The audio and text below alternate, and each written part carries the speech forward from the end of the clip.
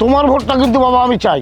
Vote জনগণের নাগরিক অধিকার, আমার ভোট আমি দিব, যাকে খুশি তাকে দিব, তবু আপনার মতো স্বার্থবাদী লোভী মানুষকে আমি ভোট দিব না। তোমাদের ব্যবহারটা আমার মনে থাকবে, শুধু নির্বাচনটা যাক, তারপর তোমাদের সঙ্গে আমি বোঝাপড়া করছি।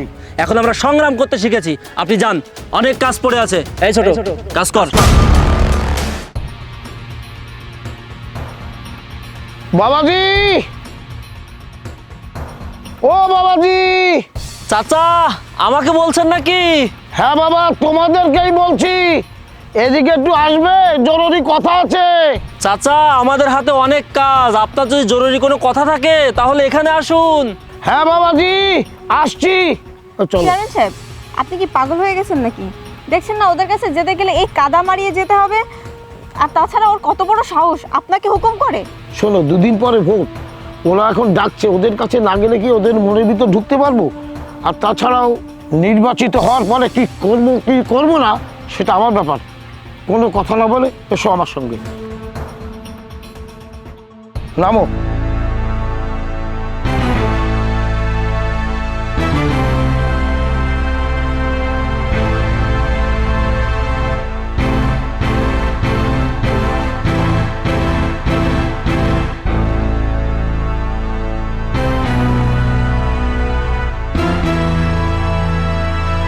বাবাজি।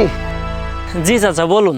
দুদিন পরে তো নির্বাচন, বিগত 5 বছর তোমাদের ভোটে নির্বাচিত হয়ে আমি তোমাদের সেবা করার চেষ্টা করেছি। এখনো ইউনিয়নবাসীর জন্য অনেক কাজ করতে বাকি, তাই আমি চাই যে তোমরা আবারও আমাকে নির্বাচিত করো। আর তাই এসেছি বিশেষ করে তোমার কাছে, তোমার ভোটটা কিন্তু বাবা আমি চাই। ভোট?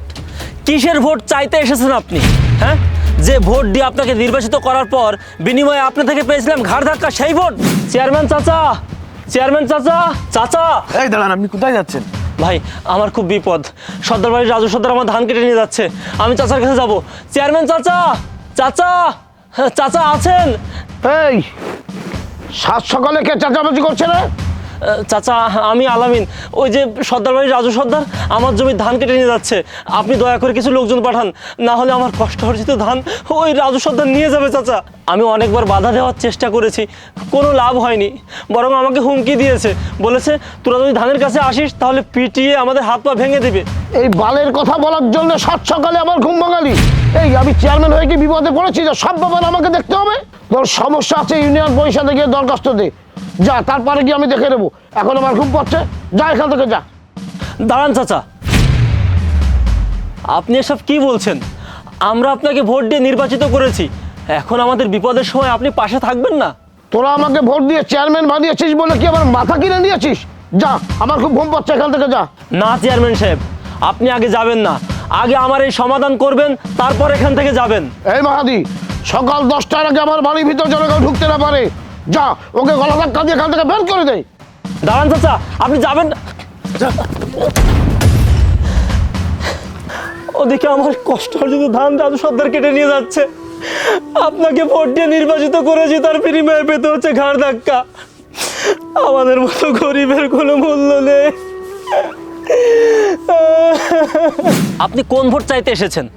আপনাকে আমরা ভোট দিয়ে নির্বাচিত করেছি ঠিকই, কিন্তু আপনার দ্বারা কোনো উপকার পাইনি।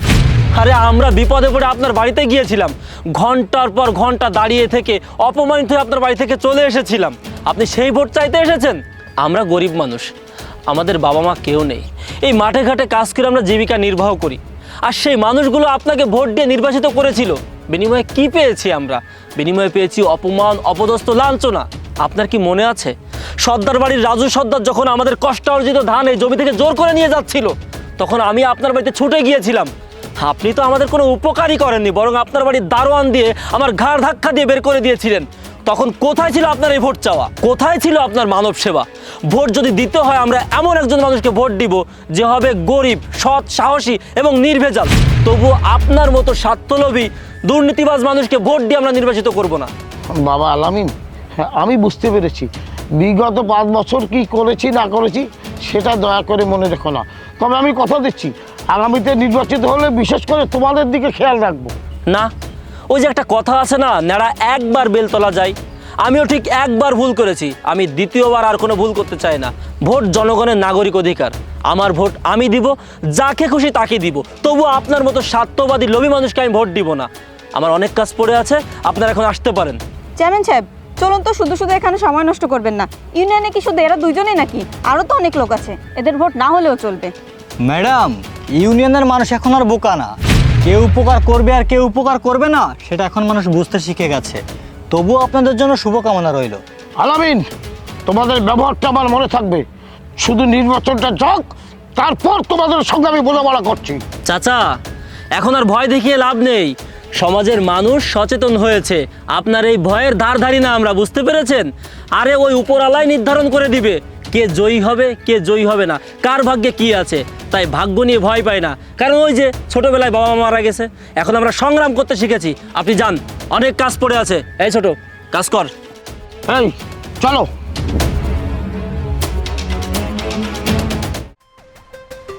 দ্রুত চল, গিয়ে কাজগুলো শেষ করতে হবে। আসসালামু আলাইকুম ভাইজান, ভালো আছেন? ওয়ালাইকুম আসসালাম, আলহামদুলিল্লাহ ভালো আছি। আপনারা ভালো আছেন? আলহামদুলিল্লাহ ভাইজান, আমরা অনেক ভালো আছি। তো আপনারা এদিকে কোথায় যাচ্ছেন? আপনারা জানেন না, ভাই তো আমাদের ইউনিয়নের চেয়ারম্যানে নির্বাচন করছেন। আপনারা ভাইয়ের জন্য দোয়া করবেন। আলহামদুলিল্লাহ ভাইজান, আপনি নির্বাচন করছেন এটা শুনে আমরা অনেক খুশি হয়েছি। আপনার মতো একজন নিরহংকারী মানব সেবা কর্মী আমাদের ইউনিয়নে খুবই প্রয়োজন। ওই যে আলী চাচা আছে না, আমাদের সাবেক চেয়ারম্যান, উনি একজন খারাপ মানুষ। ওনার থেকে আমরা কোনো উপকার পাইনি, উনি মানুষের সেবা যত্ন করতে জানেন না। অপরদিকে আপনি একজন সাধারণ মানুষ, আপনি মানুষের বিপদে পাশে গিয়ে দাঁড়ান। তাই আমরা চাচ্ছি ওনাকে আমরা নির্বাচিত করব না, আপনাকে আমরা নির্বাচিত করব। ভাইজান, সেদিন যখন সর্দার বাড়ির রাজু সর্দার আমাদের ধানগুলো জোর করে নিয়ে যাচ্ছিল, আপনাকে একটাবার জানানোর সঙ্গে সঙ্গে আপনি এসে আমাদের সমাধানটা করে দিয়েছিলেন। কিন্তু এর আগে আমি চেয়ারম্যানের কাছে গিয়েছিলাম, আমি চেয়ারম্যানকে সব কিছু খুলে বলেছিলাম, কিন্তু তার বিনিময়ে আমরা ঘাড় ধাক্কা পেয়েছিলাম। তার বাড়ির দারোয়ানকে দিয়ে আমাকে ঘাড় ধাক্কা দিয়ে বাড়ি থেকে বের করে দিয়েছিল। ভাইজান, শুধু আমি না, আমাদের এই ইউনিয়নের প্রত্যেকটা মানুষ ওই আলী চেয়ারম্যানের কাছ থেকে নির্যাতিত হয়েছে। আমার ভোট তো আমি আপনাকে দিবই, আমার পরিবারের সবার ভোট আপনাকে দিব। পাশাপাশি আমি এই ইউনিয়নে ঘুরে ঘুরে আপনার প্রচারণা করব, আপনাকে প্রতিষ্ঠিত করবই ইনশাআল্লাহ। না ভাই, এভাবে বলবেন না। আমি কিন্তু নির্বাচনের জন্য এসব কাজ করিনি। আমি এই গ্রামের সাধারণ একটা ছেলে, তাই সাধারণ মানুষের পাশে থাকতে চেয়েছি। আমি কিন্তু ভোট চাইতে বের হইনি। আমি এমনি ঘুরে ঘুরে দেখছিলাম যে এলাকায় কারো কোনো সমস্যা আছে কিনা।